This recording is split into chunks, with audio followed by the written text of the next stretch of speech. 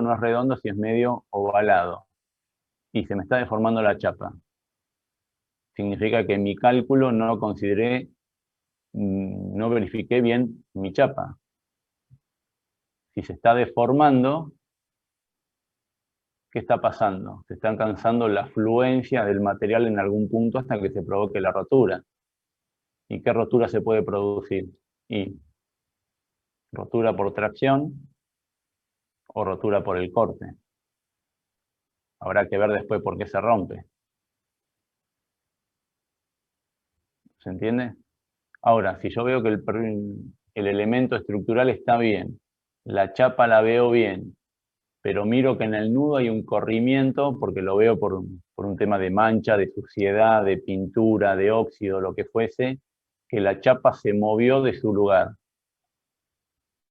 Pero miro la chapa y está impecable. ¿Qué pasó? Se deformó el bulón, o sea, se está por cortar el bulón y es pasible de que se vaya todo el diablo. Es decir, el material al deformarse me avisa que está pasando algo. El bulón no tengo tanto juego para que me avise. ¿Por qué? Porque es un elemento así finito que tiene un esfuerzo básicamente así, digamos, se provoca un corte acá o un corte acá. O sea, donde se corta, chau, falló el bulón. ¿Se entiende? Sí, está bien. Ahora, con este mismo criterio, Sí, si tenemos este ejemplo de estos ejercicios, sí. claramente resulta, digamos, de gusto sacar la rotura por área neta. Perdón, área bruta.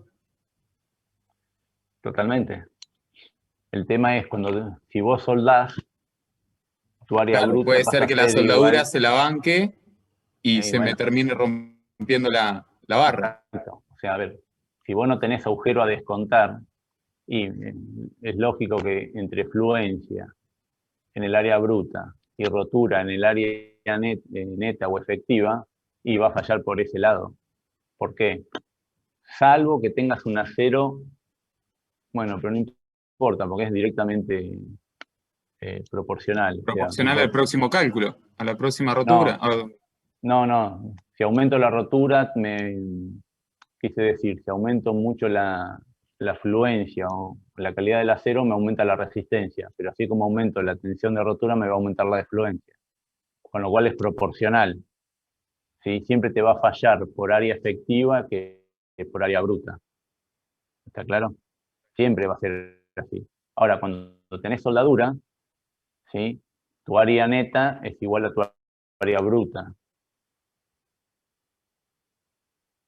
Por un tema de cómo hagan la soldadura, ese área neta se te va a ver reducida por el retardo del corte, que quizás va a ser hasta un 80-85% menor que el área bruta. Ahí habría que ver el rango, el margen que tenés entre fluencia y rotura. Si esa reducción de un 15%, ¿sí? Equipara la diferencia de tensiones entre fluencia y rotura. O sea que como conclusión, darle bola, digamos, a la rotura por área bruta cuando tengamos una soldadura. Ahora, cuando tengamos una unión por bulones, va a predominar seguramente las otras dos. Sí, seguramente. Bien. O sea, cuando tenga soldadura, tiene que Por ser una las dudas, soldadura. mirar. No, pero quiero decir, el bloque de corte prácticamente no vas a tener, salvo que sea una pieza media extraña y hagas una soldadura muy extraña, que te dé pie a que la soldadura se mantenga y la soldadura genere que se te rompa el material en vez de la soldadura, de una forma X. Muy raro. Con lo cual, cuando tenés soldadura, bloque de corte desaparece. Y ahí sí tenés que comparar las dos resistencias por lo que les digo. Esa diferencia. O sea, el escalafón es un 60% entre fluencia y rotura. Hay que ver ese coeficiente de retardo cómo influye en el área. Pero ahí, en esos casos, hay que ver cuál es el más desfavorable. Acá, en uniones abulonadas, como que considerar la fluencia es medio al cohete. Ahora, ¿para qué les va a servir esto? Si yo les digo, tengo una carga X, ¿sí? ¿Qué ángulo pongo para tomarla?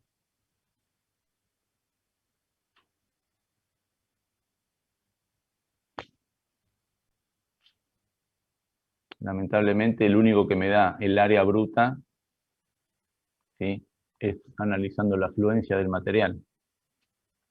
Con eso impongo el perfil a usar. Después pienso cómo la voy a fijar, con 2 bulones, con 6, con 4, con 3, la sueldo o no, y ahí verifico por rotura. ¿Se entiende?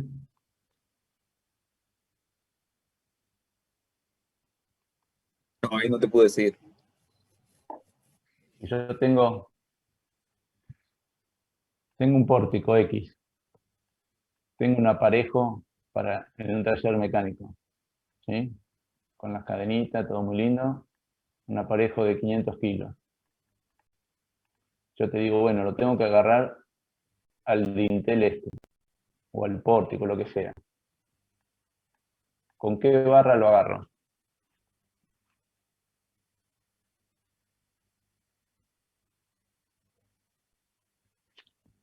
No importa el material. Yo te digo, ¿con qué barra lo hago? Vamos a poner un hierro redondo o una planchuela, por el sistema que tengo, lo que fuese. Te digo, una planchuela. Bueno, ¿qué planchuela uso?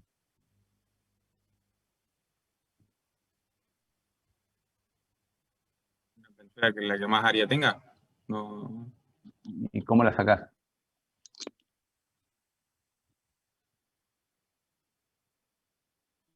Veo por tensión de fluencia, ¿o no? Bien, o sea, ¿qué vas a decir? La resistencia de diseño, 500 kilos, es igual a tu phi, ¿sí?, por la tensión de fluencia por el área bruta. Despejo el área bruta y obtengo la planchuela que necesito. Ahora bien, sacaste una planchuela, no sé, 2 pulgadas por 1/4, por decir algo, ¿sí?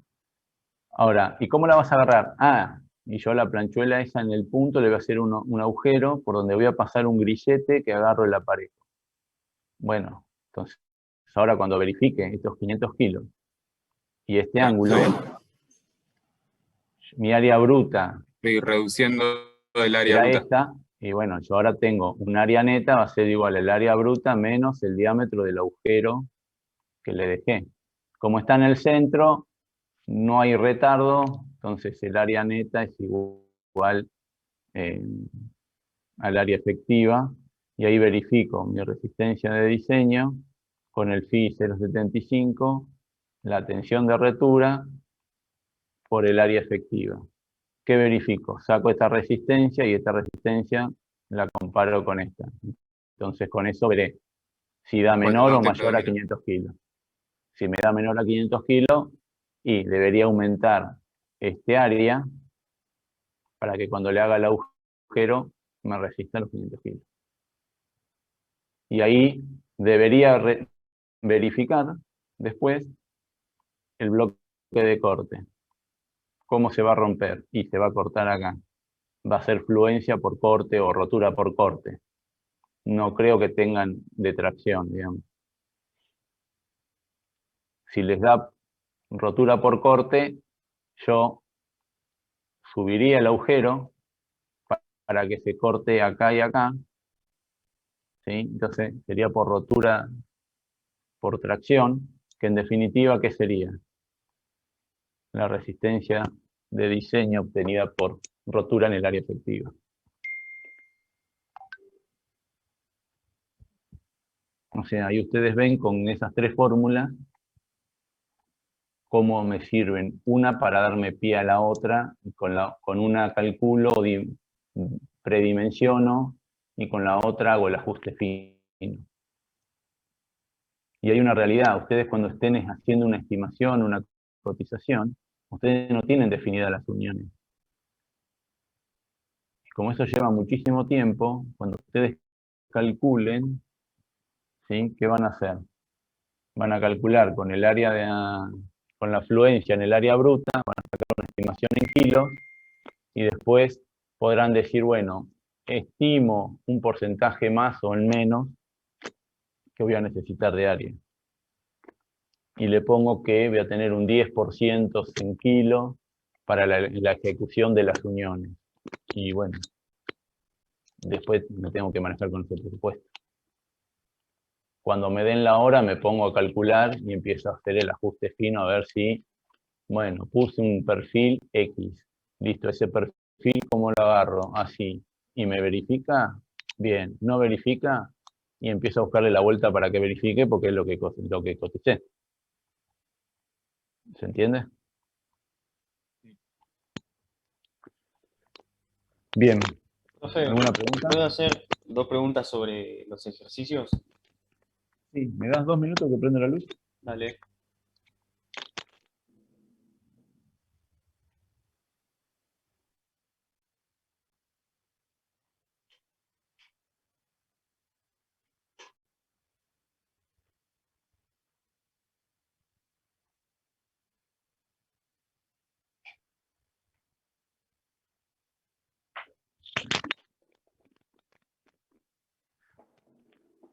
Sí, decime.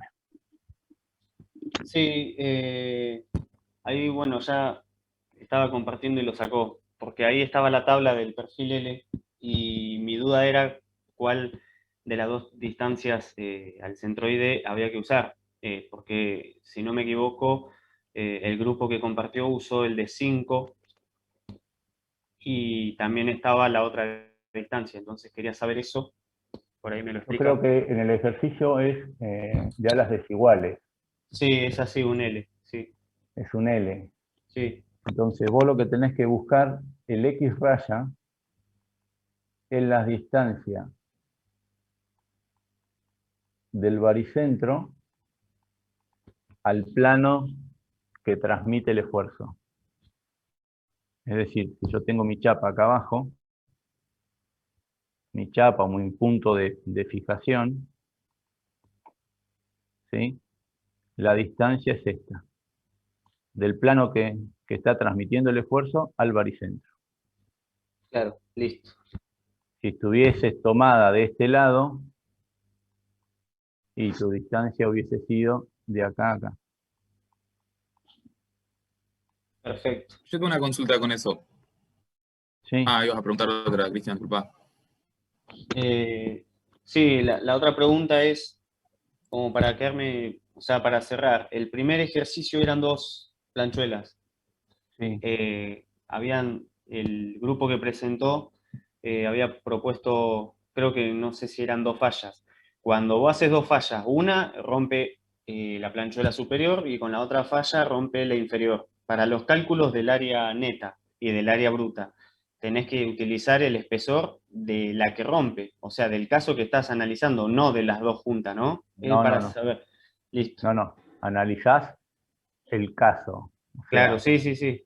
en el caso que sea simétrica, ¿sí? La unión, vos tenés que analizar qué pedazo se va y qué pedazo se queda. En el caso de la del ejercicio, eran 6 más 1. Si tengo una distribución distinta, yo lo que tengo que analizar cuál es la más pasible que se rompa. O sea, los chicos analizaron que esto se queda y básicamente esto se va. Es decir, no sé cuál es la de arriba o la de abajo, pero hay una que se queda con los 6 bulones y el pedazo de la chapa. Y se va a cortar por acá y esto se va sin ningún bulón.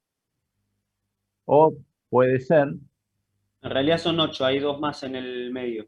bueno, pero también puede darse, ¿sí? Como tengo toda la mayor cantidad de bulones acá, hay que analizar los planos de corte, pero siendo planchuela, lo más lógico es que esto se quede acá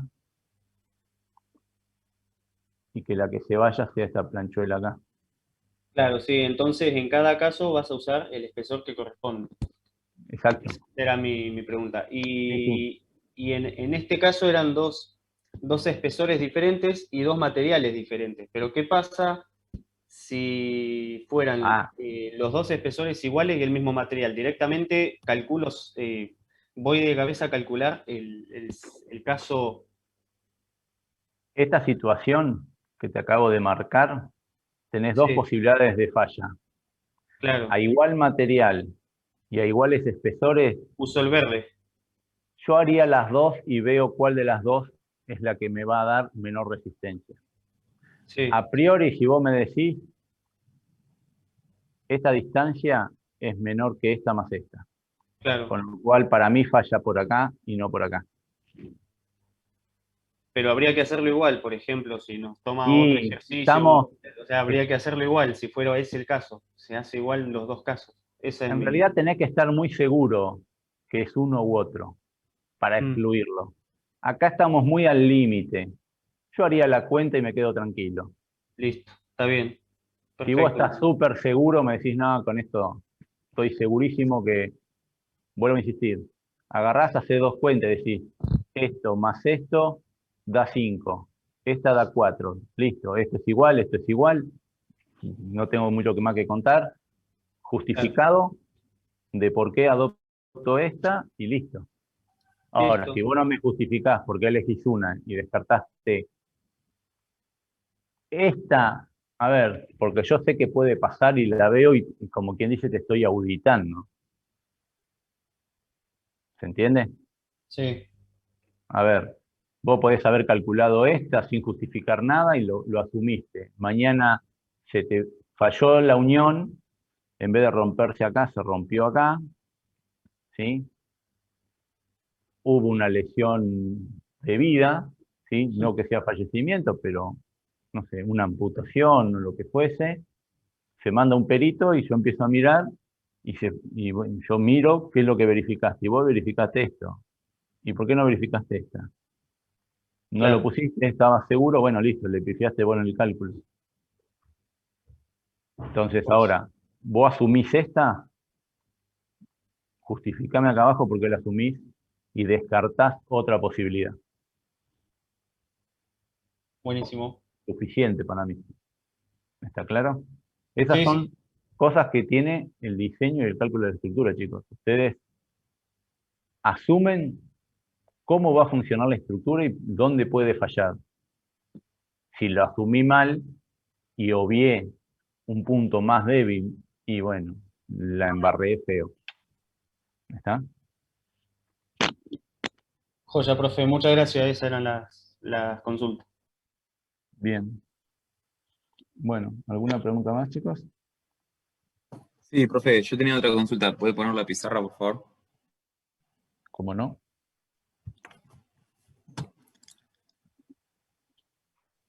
Con respecto a la reducción que se toma eh, por el corte que estábamos hablando recién Sí, del perfil. En el caso de un perfil de igual alas, no vamos a tener problema con la distancia al centroide, pero no. eh, ¿qué pasa si nosotros, este que esté acá, digamos, el Ujú. centroide, y tengo sobre los dos planos de carga? ¿Cuál uso de los dos? No, es que si ya ahí lo estás tomando, no tenés reducción, porque lo estás tomando. Entonces, no tenés reducción, trabaja completo. Ah, está bien. O sea, O sea, vos lo estás. al trabajarlo todo completo, nos garantizamos de que la reducción se No, anule y es toda el área la que se toma. o sea, ustedes lo que tienen que entender del retardo del cortante es que antes no existía en la norma vieja, ¿sí? El concepto que tienen que entender ustedes es, yo tengo una barra que no es simétrica, ¿sí? Tiene un baricentro por acá, como marcaste acá. La carga, ¿de dónde se transmite? Por el baricentro. Hasta ahí estamos bárbaros. Ahora, al no ser simétrica esta sección, si yo la tomo por este lado y por el ángulo, la arista del otro lado, la carga, el baricentro este, ¿qué hace? Va a bajar y como que la carga va a estar tomada acá.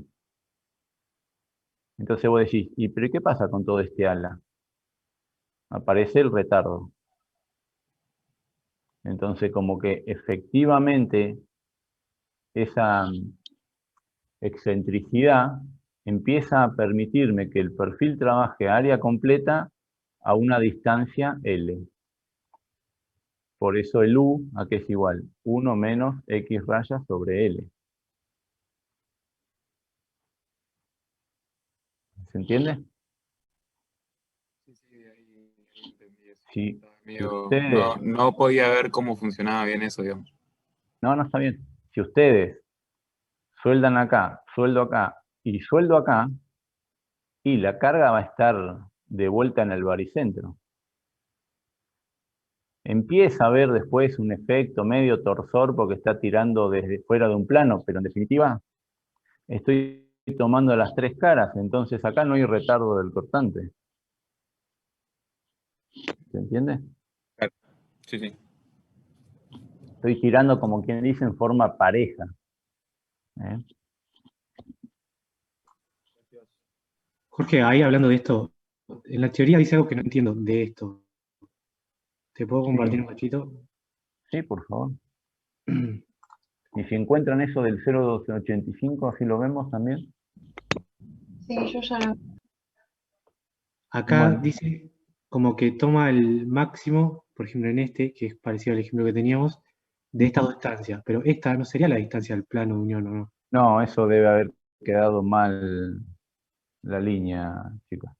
Claro, porque después en el ejemplo, hay un ejemplo también similar y toma el máximo de los dos. Sí, sí, no, siempre es la distancia de la cara al baricentro. O sea, la cara de contacto y el baricentro. Ese Ok. es el X raya.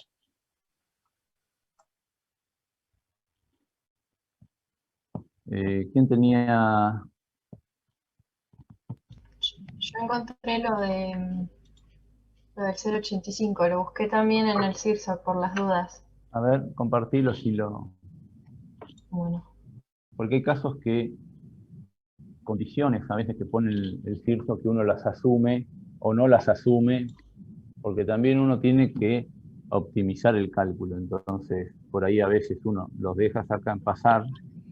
que malinterpretamos algo también y se usa para otros casos. ¿Se ve mi pantalla? Sí, sí. A ver, Ah, el punto 3, ¿no?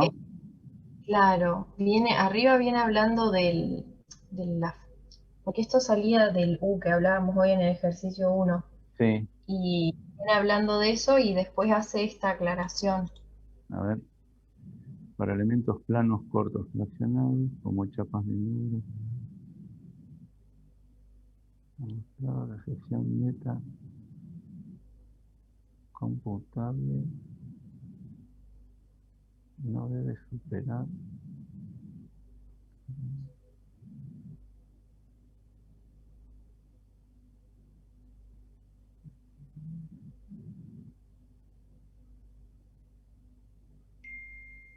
Sí, no sé. Acá habla de chapas y elementos cortos, o sea, no me acuerdo de haber aplicado nunca Claro, esta... pero como decía, elementos auxiliares de unión también no sabíamos. Sí, en realidad esto hace... no, pensé que había sacado... ¿Puede ser que hable de soldaduras, uniones soldadas? Porque más arriba No, habla de eso, creo. no. Esto hace referencia... Esperen que perdí el lapicito. Bueno. Esto lo que hace referencia son a elementos cortos. Esto básicamente es para cuando ustedes usan una planchuela o una chapa nodal, donde yo no tengo extensión para que se provoque la distribución homogénea, digamos, del esfuerzo. O sea, Mm. si es una chapa muy corta, cuando yo descuento los agujeros, lo que dice es que esa distribución, esa distancia L para el retardo del cortante, es tan corto que no se termina de acomodar. Entonces, sugiere considerar en estos casos que el área neta o efectiva directamente sea, perdón, el área efectiva sea el área neta por 0,85. Eso es lo que les está Claro. diciendo. Sí, nosotros lo vimos acá y después ¿Sí? cuando te pregunté hoy que me dijiste que era el área efectiva, lo busqué acá en el CIRSO y sí, acá dice que es el área efectiva igual a eso. Claro, pero fíjense que hace para elementos planos auxiliares de una unión abulonada. Los elementos auxiliares planos son las cartelas. ¿Qué son las cartelas? Las chapas donde fijamos los distintos elementos.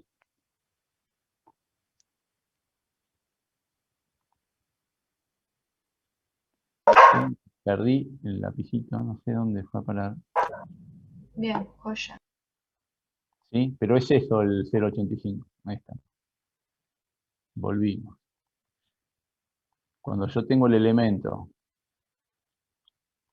donde yo quiero fijar una barra, un ángulo, planchuela, caño, lo que sea, ¿cómo la fijo a esto? Sabiendo que tiene que ser concéntrico, digamos, ¿sí? O sea, siempre mi eje baricéntricos a todos los elementos estructurales, ¿sí? ¿Cómo lo fijo? Se construye una cartela o chapa nodal, donde ¿qué hago acá? O pongo los bulones o tomo con soldadura.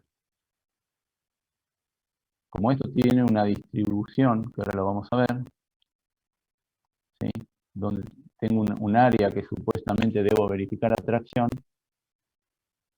ese área es muy cortito, entonces ese coeficiente de retardo, digamos, que va tomando una distancia L que podría tener acá, y acá no me existe. Entonces esa distribución hasta alcanzar la plenitud de la carga no la logro encontrar. ¿Se entiende? Entonces lo que dice, bueno, tu área efectiva considera el 0,85 de la neta. Eso es lo que les está diciendo. Bárbaro, buenísimo. Está bien. Gracias. No, por favor. Bueno, preguntas. Si no, pasamos a la clase de hoy. Si no, está relacionado a esto también, chicos. Así que mucho de lo que hablamos Conclusión, ahora. profe. Perdón, buenas tardes. Conclusión, A ver, el criterio del 0,85 no estaría corriendo para las barras que estamos analizando en los ejercicios. no, son Bien. para los elementos auxiliares o chapas o elementos muy delgados, pero cortos. ¿Sí? No donde yo puedo generar una transmisión uniforme de la carga.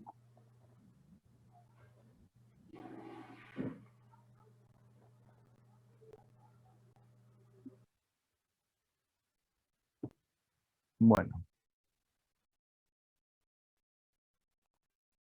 Tema bulones.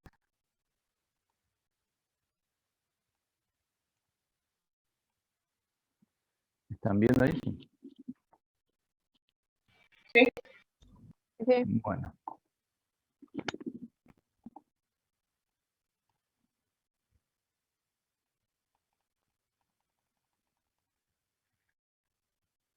A ver, ¿qué es lo que dice? Para lograr el funcionamiento del conjunto de las partes, las tenemos, las uniones deben transmitir en forma segura las fuerzas y momentos, ¿sí? Y debemos considerar la información de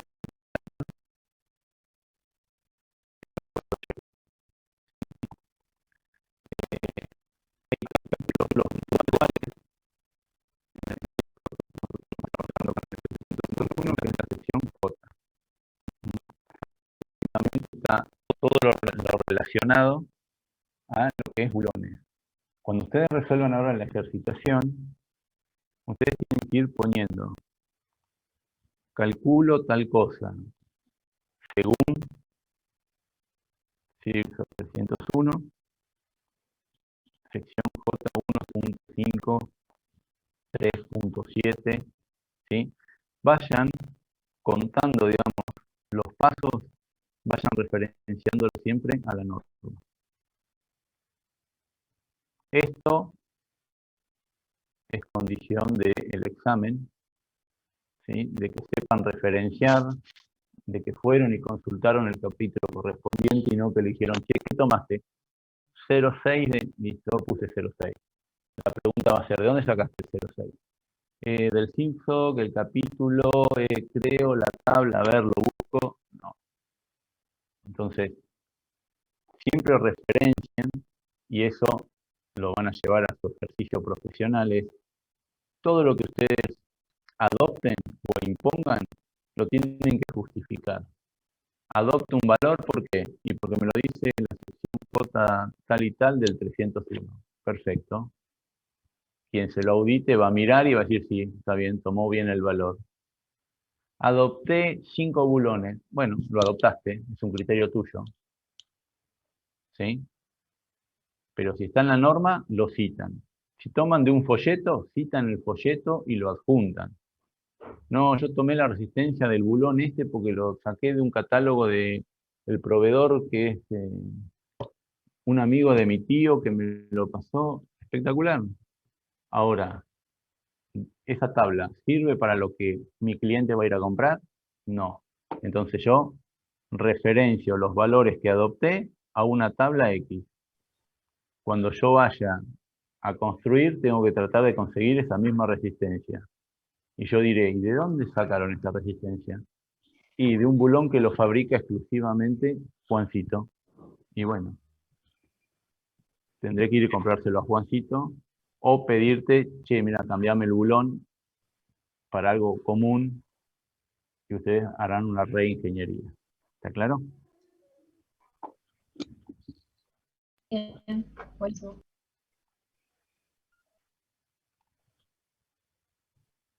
Bueno, acá cuando hablamos, el capítulo habla, bueno, uno generalmente dice uniones abulonadas. Antes se usaba el perno o remache, digamos, que ya no se usa, salvo todos conocen el puente de Avenida Colón y Chile. Sí. Sí. Bueno, habrán visto que todas las barandas esas en realidad son vigas. Son vigas armadas. Fíjense que todos los elementos están unidos con ¿qué? Con remache.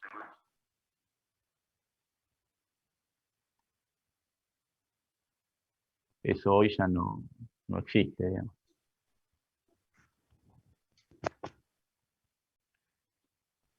Bueno, las uniones abulonadas tienen que ser resistentes, dúctiles, de alta calidad, fácil montaje. Y acá dice máxima economía, es obvio, digamos, hay que trasladarlo a todas las uniones. La inspección de la calidad hace a la calidad de montaje y a la garantía de que la unión funcione. Esa calidad en la inspección tiene que ser, a la hora de realizar el detallamiento que se le llama, o sea, ustedes calculan la estructura, y cuando calculan la estructura en realidad lo que hacen es calcular los elementos resistentes.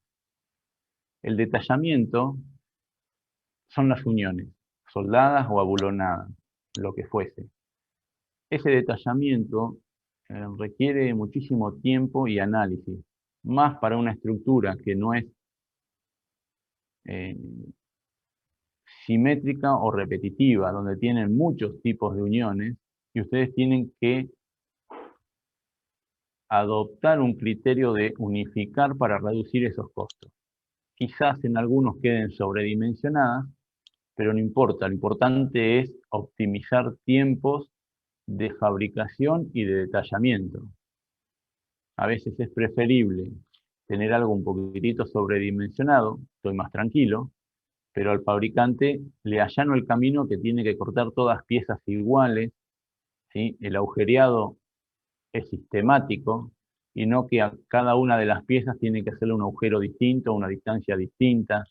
Eso ocasiona errores. Entonces lo que tenemos que es tratar de hacer siempre es simplificar. ¿Está? Cuando hablamos esto de ductilidad, es lo que les decía de los materiales, ver cuál es cuál es mi fusible, quién me avisa de una posible falla.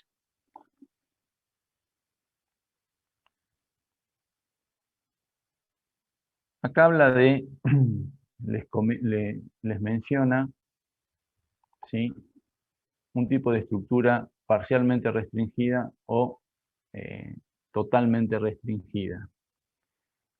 Esto lo que hace, en realidad, hace menciones al concepto de uniones articuladas, uniones empotradas y uniones parcialmente empotradas o parcialmente articuladas. Nosotros, lo que es un nudo semirrígido, es un análisis un poco complejo, de lo cual hay muy poca información para llevar a la práctica, por lo cual nosotros siempre vamos a tratar de trabajar con una unión articulada, o sea, vamos a tratar de eliminar el momento de la unión, y una unión empotrada, donde, bueno, el diseño va a ser considerando el momento. Las semi-empotradas o los nudos semirrígidos no los vamos a ver, porque es un análisis bastante complejo que hay que considerar, pero algo vamos a mirar después cuando veamos el tema de flexión, que lo que se hace es buscar, digamos, la plastificación del nudo, o sea, es una compatibilización o distribución de los momentos para garantizar, digamos, que la sección de la viga se plastifique lo más cerca posible del nudo y calcular con esa sección. Es un poco de chino, que vamos a tratar de ver algo a la hora de ver flexión. Lo importante, quédense ustedes en que las uniones van a ser articuladas o empotradas. Bueno, el capítulo J es el que nos va a demandar a nosotros.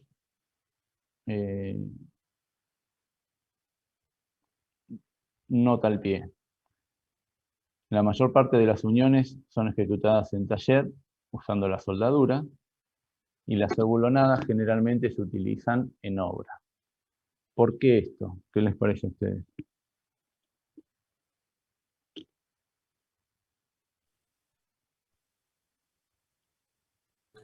Y porque para soldar se necesitan equipos que en general son pesados y peligrosos también, pero sobre todo pesados, y para tenerlos en obra son medio complejos.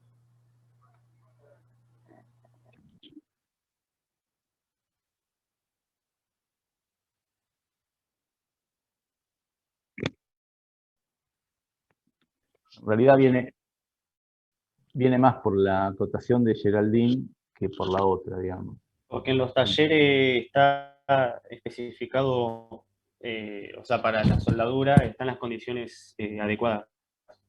Exactamente. Digamos, replicar las condiciones de trabajo en un taller, en obra, es mucho más complicado y casi difícil o excesivamente caro poder lograrlo. ¿Sí? ¿Alguna vez vieron soldar, no lo digo presencial, pero en algún video o imágenes, cómo se trabajan en los gasoductos?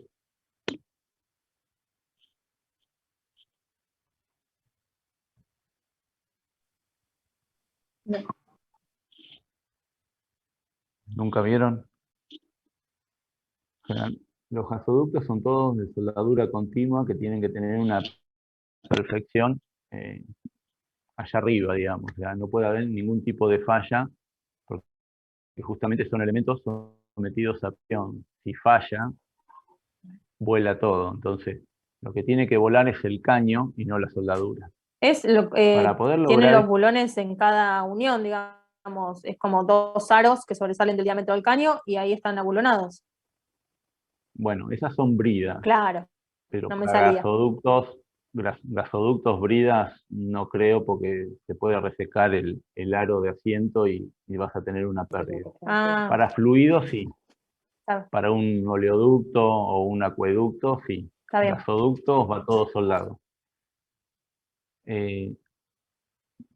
Para lograr esas condiciones de soldadura, al lado de una ruta con 40 grados de calor o 20 grados bajo cero, viento, tierra, humedad, lograr una calidad de soldadura es muy difícil. Entonces se arman como carpitas, ¿sí? Donde ahí adentro se trata de imitar las condiciones de trabajo de un taller a fin de que el soldador logre la calidad buscada de la soldadura. Todo eso hace que, primero, que el soldador de alta presión en línea es carísimo, porque lo tenés que sacar de su casa, ir a vivir al medio de la nada, se la pasa soldando, ¿sí? Entonces las condiciones de sacarlo del lugar ya son carísimas. Y lograr esas condiciones, a su vez, en el lugar, también son mucho más caras. Pero bueno, en el caso de un gasoducto no se pueden evitar. En el caso de edificaciones o estructuras de hormigón, se pueden evitar. Entonces, todo lo que se pueda soldar en taller es preferible hacerlo. Si lo tengo que ensayar, controlar, es más fácil ir a un solo lugar. Y después me lo llevo la pieza armada al lugar de implantación. Y cuando hago el montaje, trato de pensarlo con uniones abulonadas, donde solamente es presentar y fijar con bulones. Entonces me evito trabajar en forma incómoda, me permite trabajar en días con mucha temperatura, en días fríos, hasta me pueden permitir realizar el trabajo con viento, en determinadas velocidades, está claro, y hasta con lluvia, cosa que en esas condiciones soldar sería imposible.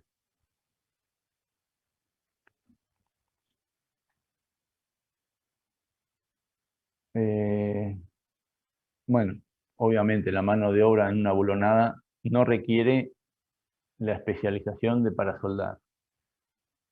Ya lo vamos a ver en soldadura, pero digamos, existe el soldador amateur, como pueden ser ustedes.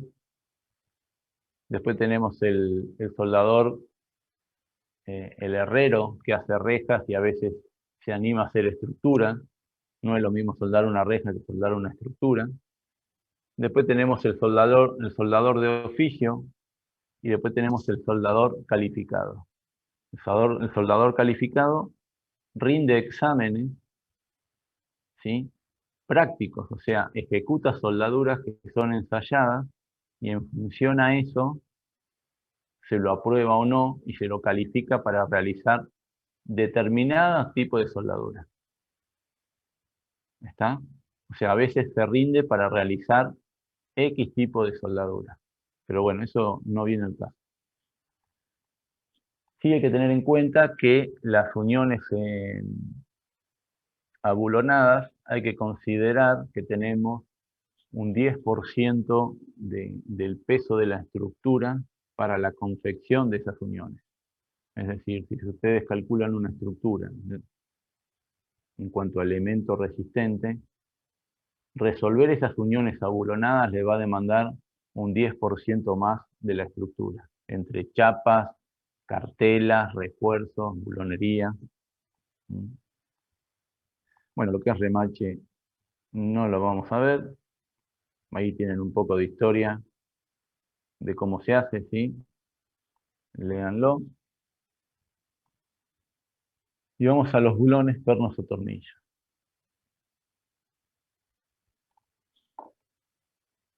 Se designan bulones o pernos, conectores mecánicos de cabeza cuadrada, hexagonal.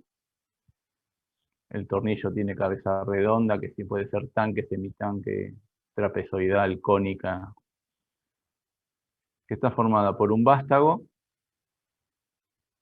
cilíndrico con rosca exterior. Cuando hablamos de vástago y rosca, el vástago es la parte que no tiene rosca y después tenemos el extremo que es roscado.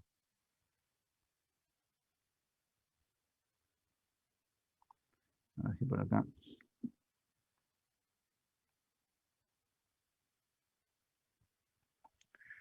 Denme un segundito.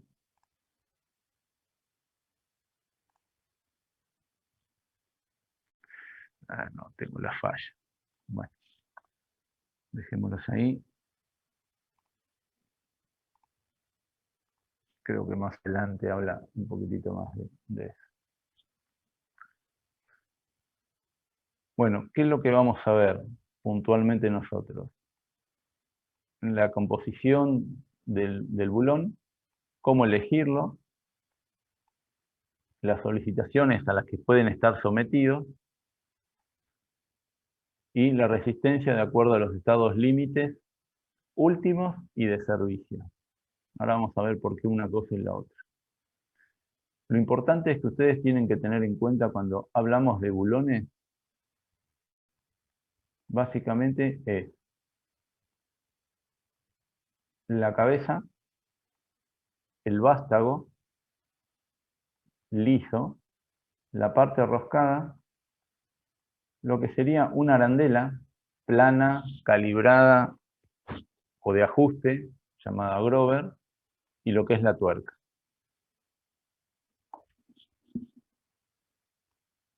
Cabeza y tuerca, ¿para qué lo voy a tener en cuenta?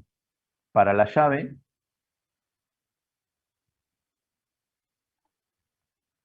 que voy a usar para el ajuste, que puede ser de boca, y si tenemos la de corona,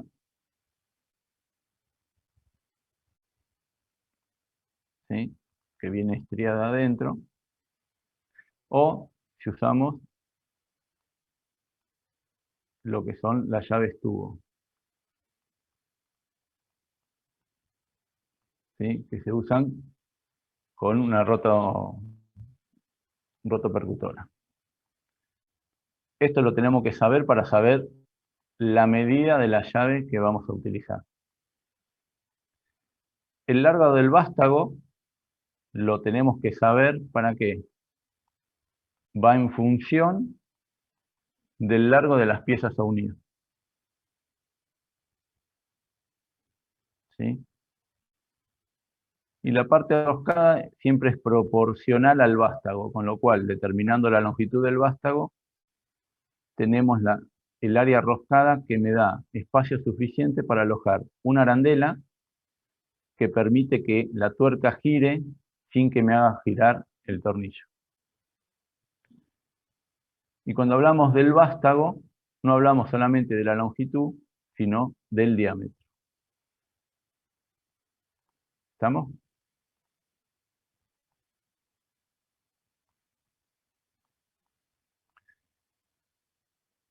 El bulón va a ser un bulón común o de alta resistencia.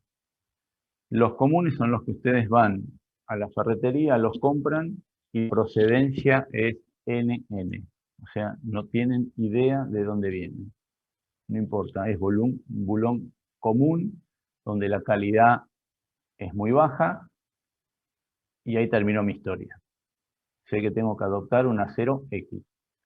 Quiero estar más seguro, voy a un bulón calibrado, ¿sí? Ya no es común, ya es un bulón calibrado, donde están regidos por una norma, que puede ser la americana, la ASTM, ¿sí?, donde ustedes van a tener una denominación de los bulones que se va a denominar, por ejemplo, A307, A325, A390. La norma europea está basada sobre las normas DIN, y ustedes ahí van a ver que la denominación es grado 5.5, 5.6, 8.9, 10.1. La americana está expresada en pulgadas y la europea o DIN en milímetros.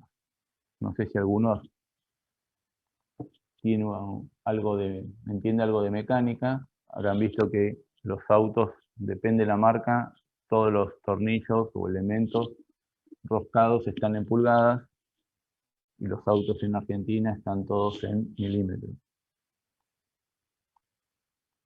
No sé si les pasó. No, la verdad yo ni idea de autos. Bueno, cuando vayan a comprar un repuesto, van a ir con el tornillito y le van a decir de 6 milímetros de diámetro. Y le van a decir, ¿qué paso es? ¿Fino o grueso? Fenómeno. Pero es americana o pulgada o milímetro. Y ahí empieza cuando yo veo el tornillo no me doy cuenta si es pulgada o es milímetro. El tema es que de una ley, una norma a la otra, el paso no es el mismo bulón. A igual diámetro, distinta norma, el paso no es igual. Entonces, si tengo un bulón milimétrico y una tuerca en pulgadas, no sirve. Bien. ¿Cómo vamos a calcular los bulones? Tenemos dos tipos de verificaciones. Una, y grábensela, que es la más común, es la de tipo aplastamiento. ¿Sí? Cuando calculamos uniones por tipo aplastamiento, vamos a usar los esfuerzos obtenidos de los estados límites últimos. Después va a aparecer otro tipo de verificación, que es la unión tipo deslizamiento crítico. 1 y 2, crítico. Deslizamiento crítico. El deslizamiento crítico va a estar mandado por los estados límites de servicio. ¿Cuál es la diferencia?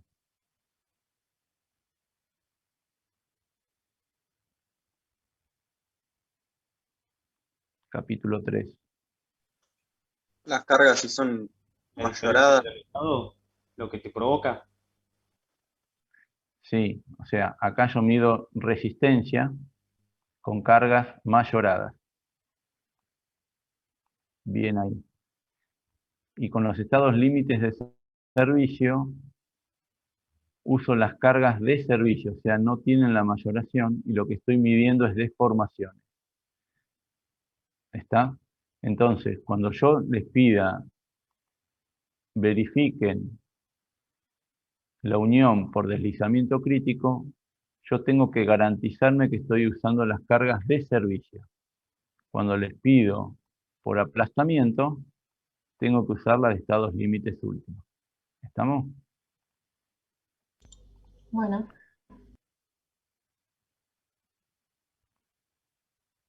Bulones de alta resistencia.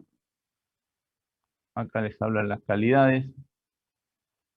Esto es lo que les decía. Si es la norma ASTM, es con la letra A, les antepone. La norma americana habla de normas ISO.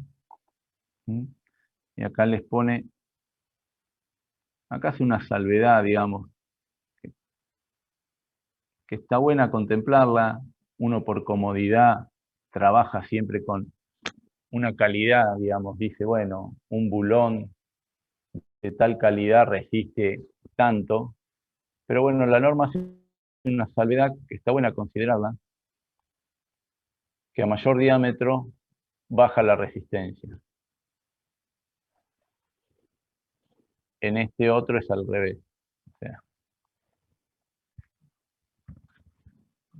inentendible, o sea, cómo lo manejan. Pero lo importante es que ustedes tienen que asociar es saber si yo estoy hablando de un bulón A325 o estoy hablando de un bulón grado 8.8. ¿Está? bien. De esa manera, por lo menos ustedes van a estar trabajando con una tensión de referencia.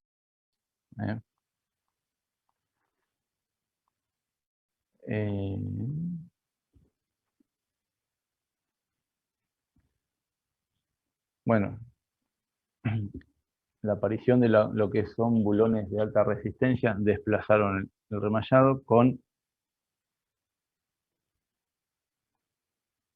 generar uniones más rápidas, tareas menos peligrosas, menor cantidad de elementos, menor capacitación en el uso. O sea, de la otra manera se usaban elementos calientes, doble equipo.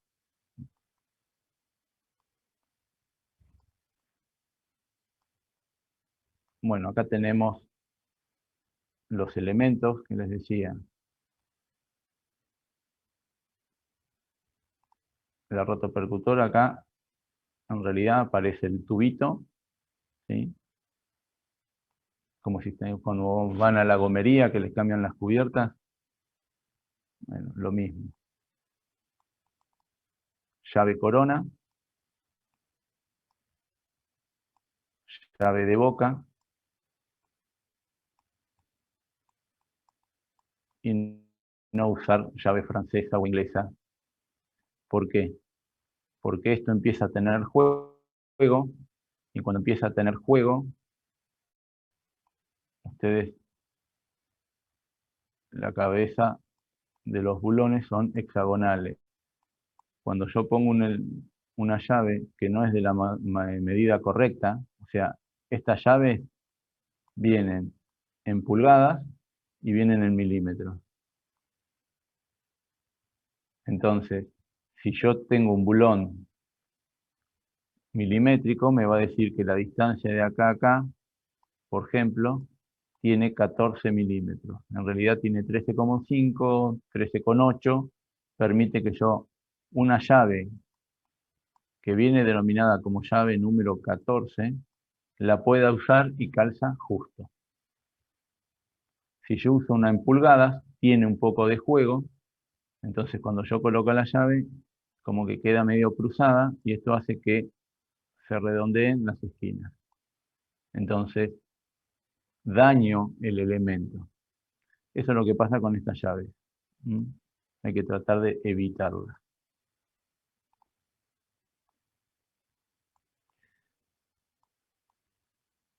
Bueno, ajuste con el bulón totalmente pretensado.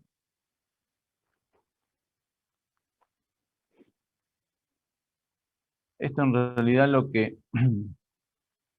es esto? Ustedes el bulón, cuando es común, yo pongo el tornillo, el bulón,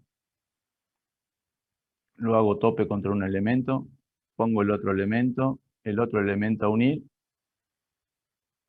pongo la arandela y pongo la tuerca. ¿Sí?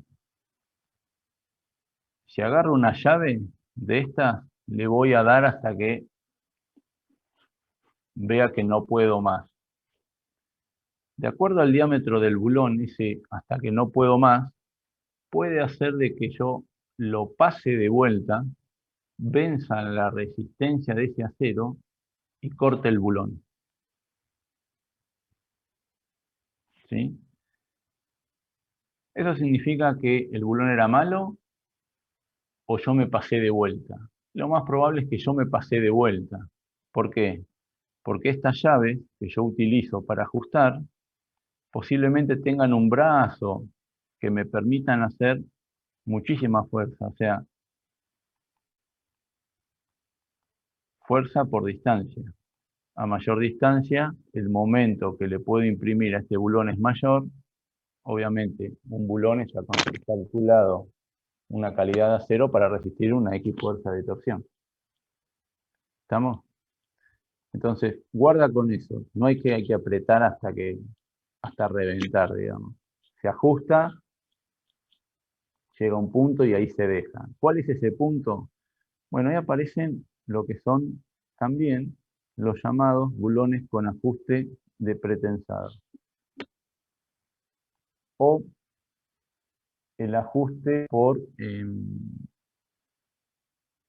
el ajuste de calibrado. Es decir, al bulón se le da, de acuerdo al diámetro y a la calidad del acero, vienen predefinidos el máximo par que se le puede dar a ese bulón, que a mí me garantiza que con eso ya quedó fijo el elemento. ¿Saben lo que es un torquímetro?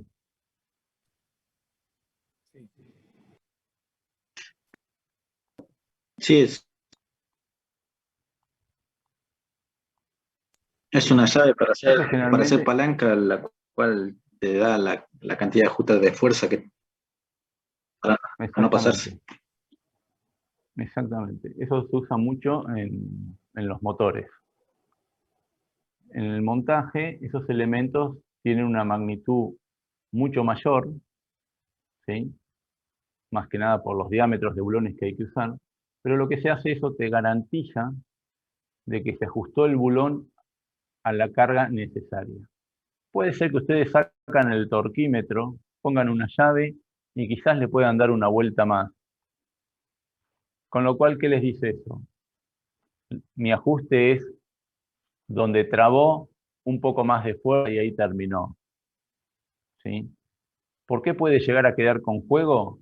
Y porque algo hicimos mal, digamos. Seguramente calculamos mal la fuerza esa de torqueado.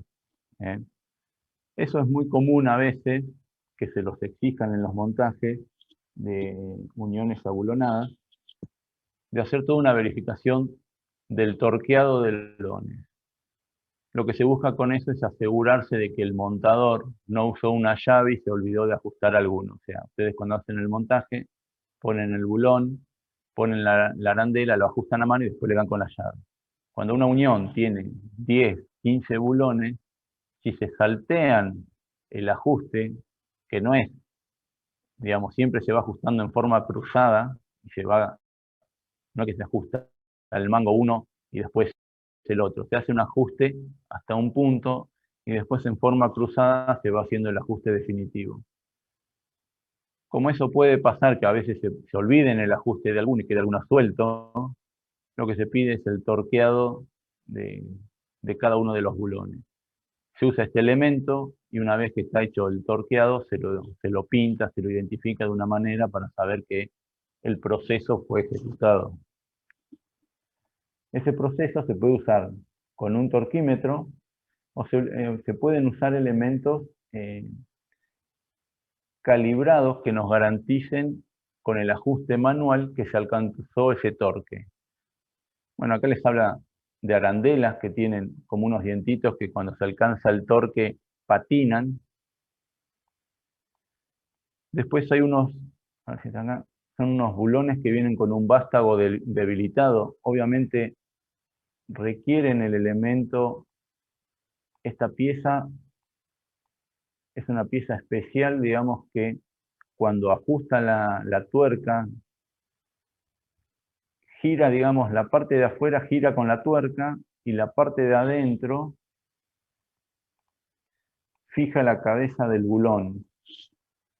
Entonces, hacen como un giro invertido, que cuando la tuerca haga ese tope, gira lo de adentro y lo que hace es cortarlo. Donde se corta, se libera el elemento y eso a mí me da la garantía de que el bulón quedó torqueado a la carga de diseño. Esto que les digo son casos puntuales que les van a pedir, ¿eh? No va a ser siempre de esa manera. Acá más que ajustarla y eventualmente un torque y nada más.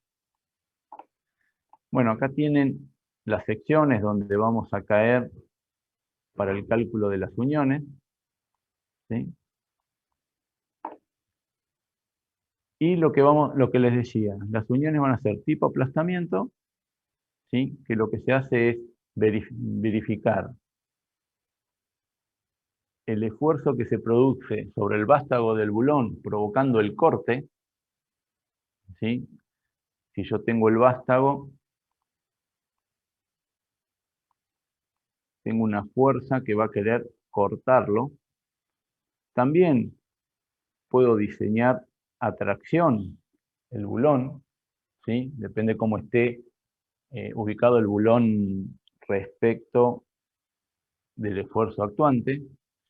Pero cuando habla de aplastamiento es el corte del bulón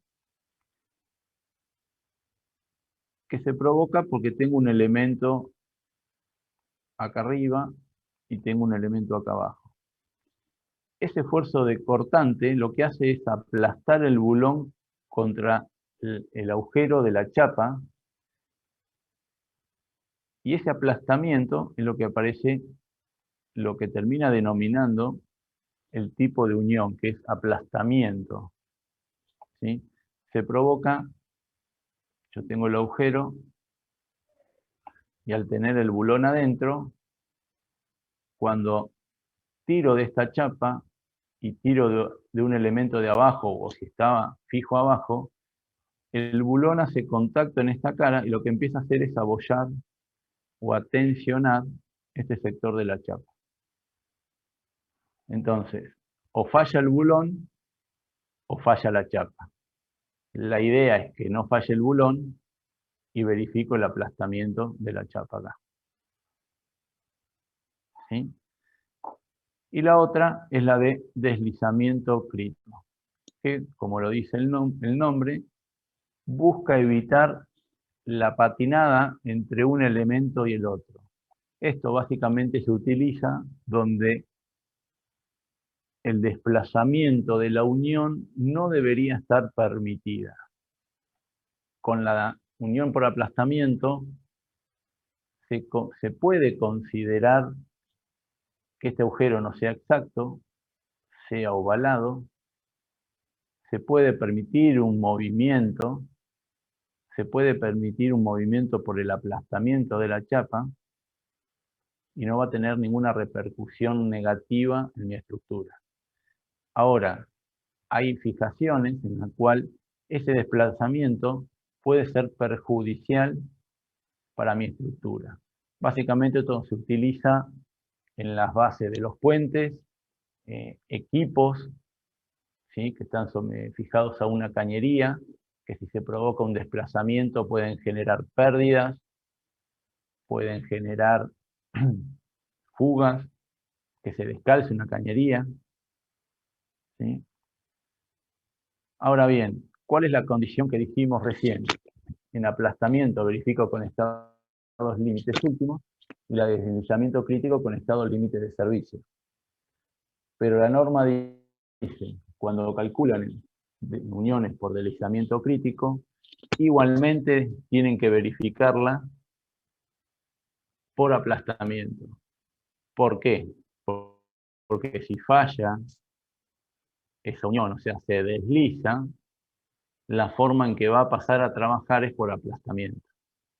Entonces, no puedo garantizar que ese desplazamiento ocurra y no esté garantizando ahora va a estar sometida a los estados límites últimos, ya no va a estar sometida a los estados límites de servicio, tengo que garantizar que esa unión verifique. ¿Se entiende hasta acá? Sí, se entiende, profe. Sí. Todo sanata hasta ahora, como verán. Bueno, empezamos a ver el tema tipo y agujero de los tipo y tamaño de los agujeros. Podemos considerarlo el normal, holgado y ovalados cortos o largos. El normal, lo que dice, tiene una revancha para un diámetro de bulón, tiene una revancha de 2 milímetros. Es decir, entre el agujero y el bulón que pongo tengo 1 milímetro para todos lados. Holgados, no se juega mucho, le agrega 1, 2 milímetros más. Entonces ya tenemos un poquito de juego. ¿Por qué uno y otro? Cuando ustedes van a replantear los anclajes de una estructura, la están colocando dentro de una masa de hormigón y están trabajando con medidas holgadas, ¿sí? O sea, estamos hablando de medidas en metros, 10 metros, 5 metros. Esas lecturas, lograr la escuadría para el replanteo en medidas grandes y es complicado. Entonces vamos a tener un error más o menos, quizás 1 centímetro a los centros.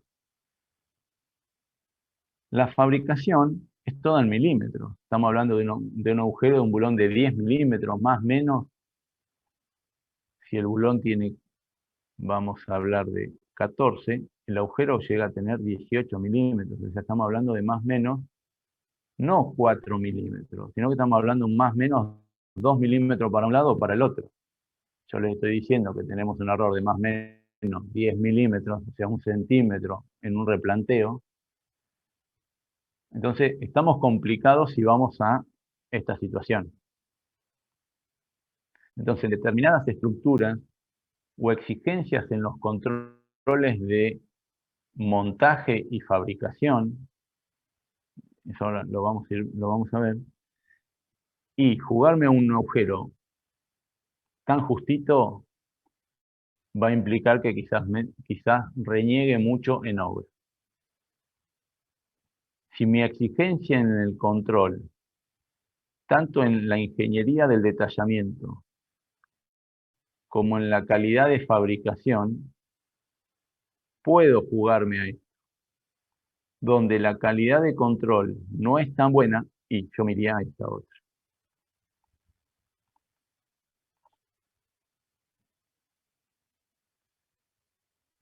Y donde realmente la exactitud esta no la puedo garantizar en algunos elementos, tengo que caer en estos. ¿Qué me permite esto? Saber o poder alinear un elemento en un sentido. Yo puedo poner un agujero ahí, otro balado acá, otro balado acá, otro balado acá. ¿Qué me permite esto? Yo monto un equipo y lo puedo alinear en este sentido. Las correas del techo generalmente van fijadas a un elemento con un agujero ovalado largo. ¿Por qué? Porque cuando yo monto los pórticos, la verticalidad, a veces, porque se le pifió más o menos 1 centímetro en la base, y el elemento estructural ya vino fabricado de una longitud X, con un agujero para atornillarlo, de 5 metros, vamos a ponerle, y acá abajo yo le pifié en 1 centímetro, me quedó de 4,99, y yo el elemento arriba quizás los pórticos terminen quedando como medio abiertos, pero yo este elemento, al tener el ojal, y lo podré poner acá y acá, lo puedo llevar, lo puedo acomodar. ¿Se entiende la diferencia? Sí, Bueno, sí. esas son Una pregunta. consideraciones del diseño. Sí. ¿Estructuralmente podés tener algún problema? Depende de qué es lo que estés calculando. O sea, en el caso de la correa está trabajando como simplemente apoyada, con lo cual, si por un tema de deformación, producto de la carga, tiende a bajarse, o sea, deformarse con una flecha hacia abajo, ¿sí? Y eso hace que, porque tengo un agujero holgado, tienda a correrse el extremo, no me va a cambiar en nada.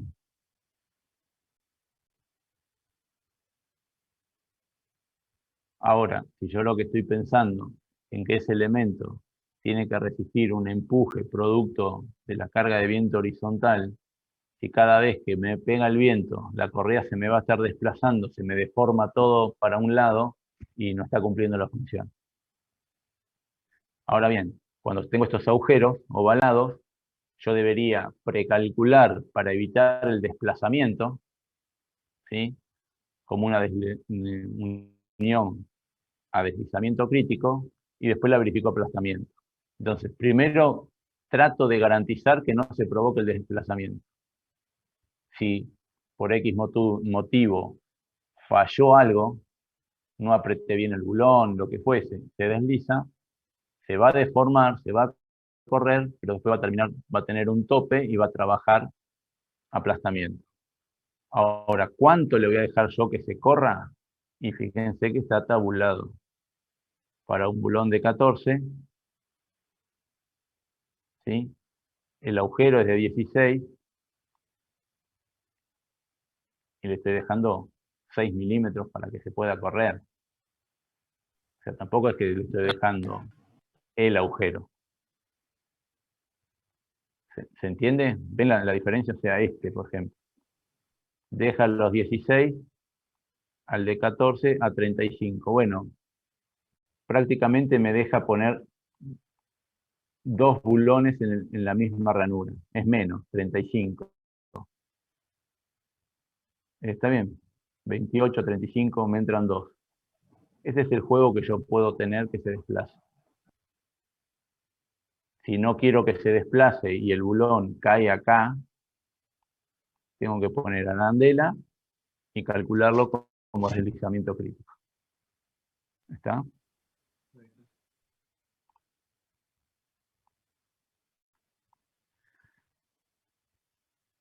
Bueno, acá facilitar el montaje, ¿sí?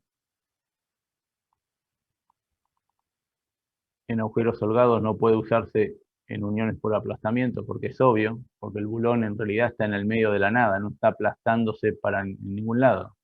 Entonces lo tengo que calcular como deslizamiento crítico, pero por seguridad tengo que considerar que se corrió todo, hizo tope con el material y lo termino calculando por aplastamiento también. Profesor, ¿se suele poner por, digamos, seguridad una arandela? Porque he visto muchas columnas hechas con perfiles y los bulones que están al piso tienen arandela, todos los que he visto. Las arandelas se ponen en realidad para que pueda girar la tuerca sin que gire el bulón. Está bien. La arandela es para eso, es para que vos puedas ajustar y la tuerca siga girando, sí, por más que estés haciendo fuerza, pero te permite que gire la tuerca y mantenga el bulón fijo. Está bien. Vieron que a veces, no sé si les ha pasado, que están poniendo un bulón o un tornillito con una tuerca y lo empiezan a ajustar y llega un punto en que no ajusta más y gira el bulón. Sí. Entonces tienen que agarrar y poner una llave del otro lado y seguir apretando. Si ustedes le ponen una arandela, llega un momento en que a determinada fuerza la cabeza del bulón se clava por fricción con el material y del otro lado las tuercas tienen como un arito que minimiza el contacto, entonces cuando ustedes van dando vuelta permite que gire. La fricción entre la arandela y la tuerca no es tan grande como la cara interior o de apoyo del bulón contra el material. Y de hecho tiene la cabeza del bulón, tiene una especie de forma cónica, o sea, más allá de la cabeza, el vástago no es así recto, es así medio cónico. Entonces, cuando lo meten en el agujero, que tiene un margen más o menos 2 milímetros, ¿qué hace? Se clava, ¿sí? Y permite que cuando yo pongo la arandela, la tuerca, en vez de tener ese cono hacia adentro que evita que se clave, la arandela en sí tiene los bordes chaflanados y acá tiene como un labio más que apoya sobre la arandela. Entonces permite que la tuerca gire sobre el vástago y lo puedan ajustar. Muy bien, gracias. Bueno, después, bueno, hablamos del agujero. El agujero, creo que lo dice más adelante, cuando ustedes, bueno, sí lo dice más adelante, vamos a avanzar. ¿Cómo estamos con la hora? Vamos bien. Las uniones abulonadas lo que les dice es que los bulones entre sí van a tener, y esto lo tienen que, si bien la norma los dice, tienen que asumirlo ustedes sin necesidad de ir a consultar a la norma. La norma les va a dar una tablita, dice, para este diámetro considera tal distancia, para este diámetro considera tal distancia. Hay una regla simple que dice, la distancia al borde es tantas veces el diámetro, la distancia entre bulones es tantas veces el diámetro. Si toman eso como norma general, a ustedes les va a permitir a priori poder predimensionar o estimar si eso está bien o está mal, sin necesidad de estar yendo a una tablita, ¿sí? que quizás es milimétrica y después no se termina aplicando, ¿sí? ¿Ustedes qué tienen que tener en cuenta? Que hay una distancia mínima entre centros de agujero, que hay una distancia mínima entre centro de agujero y borde del material, y hay una distancia mínima en cuanto a diagonal, que se llama, básicamente eso donde aparece la diagonal, aparece cuando se hacen uniones que se llaman del tipo tres bolillos, que se va haciendo estas situaciones así. ¿Sí? Entonces, bueno, esta distancia S hay un mínimo, y eso lo tienen que respetar, principalmente que distancias a los bordes. ¿Por qué? Porque en una unión tipo aplastamiento, dijimos que estábamos viendo cómo se deforma el material cuando el bulón apoya. Si la chapa, el espesor de chapa, entre el centro del bulón y donde termina el material no tiene una distancia mínima, ese material no se aplasta y directamente se rompe. Entonces es importante respetar las distancias mínimas a los bordes. Esas distancias, bueno, entre agujeros, el S en diagonal, 3 veces el diámetro, pero las que se tienen que aprender ustedes son estos valores. 1,5 veces el diámetro es la distancia mínima a los bordes. Y entre agujeros, 3 veces el diámetro. Si ustedes adoptan este criterio, no necesitan ir a esta tabla. ¿Está? Acá tienen la tablita donde les dice la distancia.